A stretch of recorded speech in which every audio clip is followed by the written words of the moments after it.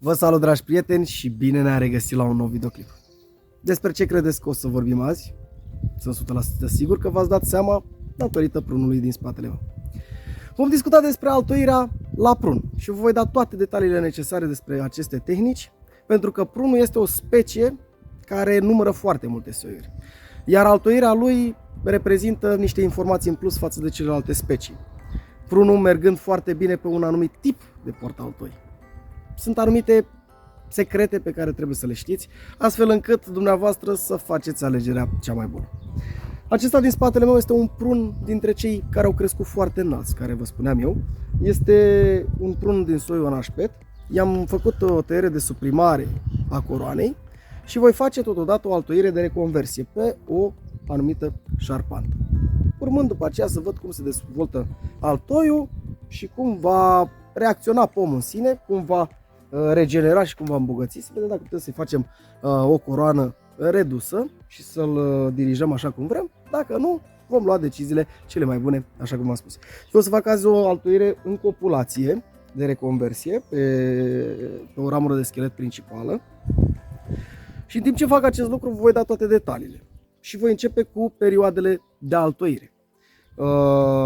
Perioada de altoire la prun este la fel în general ca și la ceilalți pomi fructiferi. El poate fi altoit primăvara, 15 martie, sfârșitul lunii aprilie, să spun așa, în funcție de zona în care locuiți și în funcție de norma climatologică, altitudine și așa mai departe. Și poate susține primăvara orice tehnică de altoire. Despicătură, în cap de altoire, sub scoarță, copulație perfecționată, copulație simplă și așa mai departe. Mai are o perioadă în care poate fi altoit, începând cu luna iulie până la 15 august, atunci când folosim alte tehnici de altoire, folosim tehnici de altoire în ochi dormind, în cip și așa mai departe, sunt alte proceduri. Indiferent de tehnica folosită de altoire, noi trebuie să aliniem, așa cum am spus de fiecare dată, verde la verde. Stratul cambial al altoiului cu stratul cambial al portaltoiului. Nu contează că faceți asta, altoire se numește, reușiți să le aliniați perfect, sigilați rana, să nu intre aerul, atunci succesul este unul garantat dacă respectați și perioadele propriu-zise de altoire. Înainte de a începe altoirea propriu-zisă, haideți să discutăm puțin despre portaltoiul care poate susține prunul. Teoretic, în ce se altoiește prunul? Și aș putea spune că prunul, din punctul meu de vedere, cel mai bine este să-l altoiți pe zarzăr sau pe corcoduș. Portaltoiul de zarzăr sau de corcoduș, indiferent că este franc, indiferent că este drajon, este optim pentru orice soi de prun. Îl susține foarte bine, imprimă o vigoare mare, o capacitate de producție intensă și îi imprimă totodată o rezistență la boli.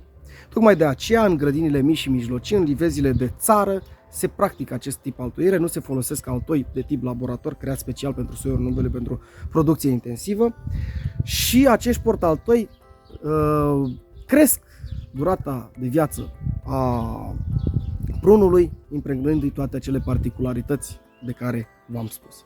Așa că dacă ar fi să altoiți prunul, cel mai bine ar fi să-l altoiți în corcoduș sau în zarzăr. Dar totodată prunul merge altoit și în prun.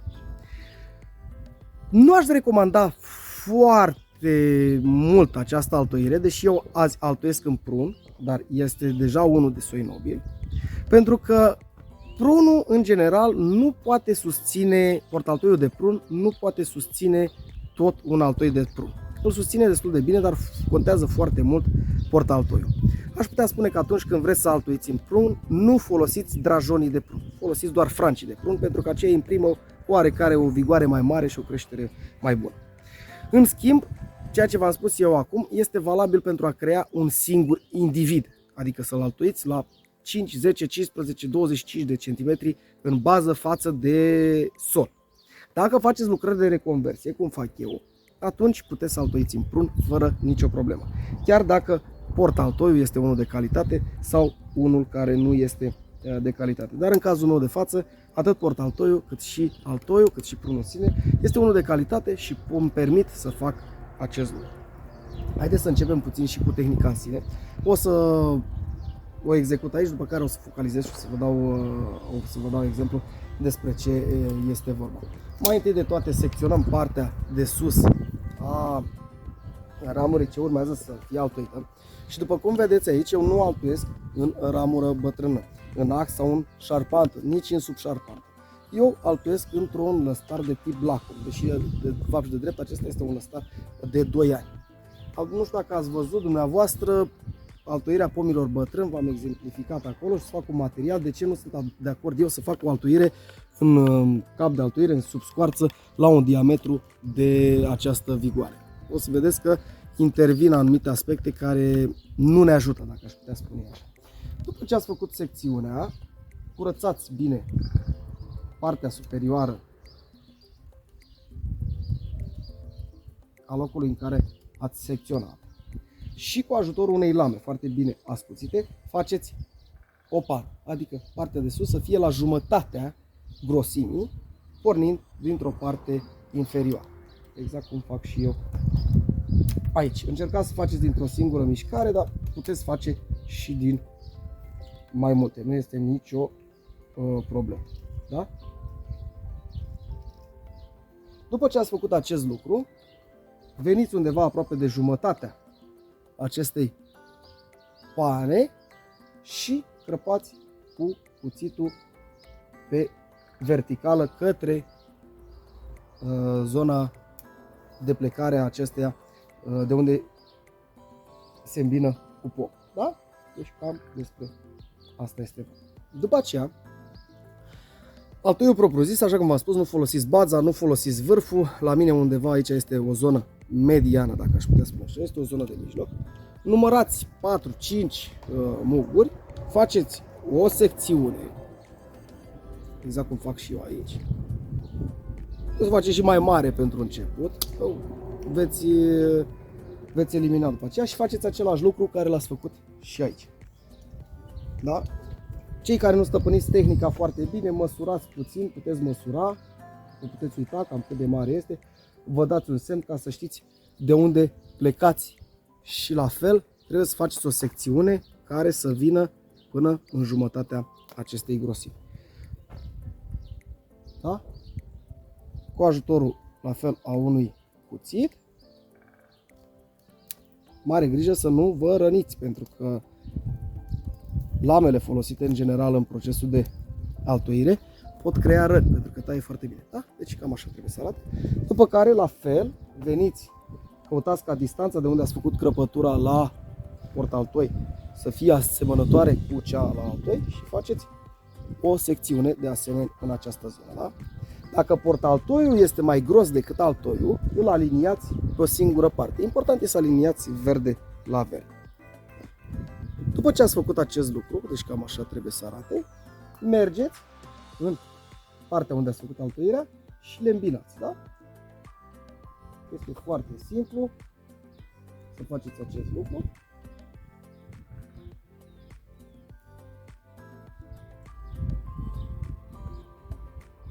Și ele vor veni îmbinate într-un zigzag, dacă aș spune așa, urmărind foarte bine alinierea cambiului, stradului cambial a portaltoiului cu cea a altoiului. Așa cum v-am spus, dacă aveți probleme ca portaltoiul să fie mai gros decât altoiul, niciodată altoiul să nu fie mai gros decât portaltoiul, aliniați doar pe o singură parte și nu este absolut nicio problemă. După ce ați făcut acest lucru, verificați ca îmbinarea să fie perfectă și să nu schimbe poziția, luați bandă izolatoare și bandajați foarte bine rana. În general, atunci când fac altoirile acestea superioare, folosesc predominant această tehnică de altoire în copulație. Numim copulație perfecționată când se aliniază perfect, copulație, semicopulație și așa mai departe când nu se aliniază perfect. Nu contează acest aspect. Important este ca dumneavoastră să aliniați foarte bine straturile cambiale. Da? Bandajați foarte bine cu bandă izolatoare sau bandajați foarte bine cu bandă de altoit. Nu folosiți mastic în această tehnică pentru că nu va impregna o rezistență foarte mare a acestei răni, pentru care nu este indicat. Spre deosebire de altoirea în despicătură, la altoirea în copulație nu este nevoie să folosim niciun fel de mastic, pământ și așa mai departe, nu este nevoie. După aceea numărăm muguri activi, 1, 2, 3, 4, putem reveni cu o secțiune în partea de sus, lăsând 4 muguri și când faceți secțiunea, o faceți de la mugurile respectiv, de la mugurile terminal, mai sus, în apropierea mugurile următor. Izolați foarte bine și partea de sus pentru a evita pierderile de umiditate din această zonă și cam aceasta este tehnica în sine.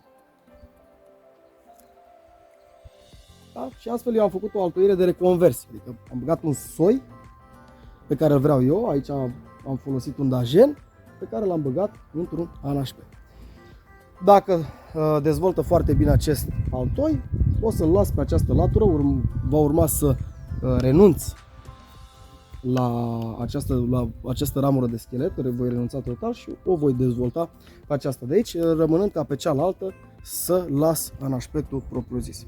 Așa cum v-am spus, la aceste altoieri la prun, tehnicile sunt multiple pe care le puteți pune în practică.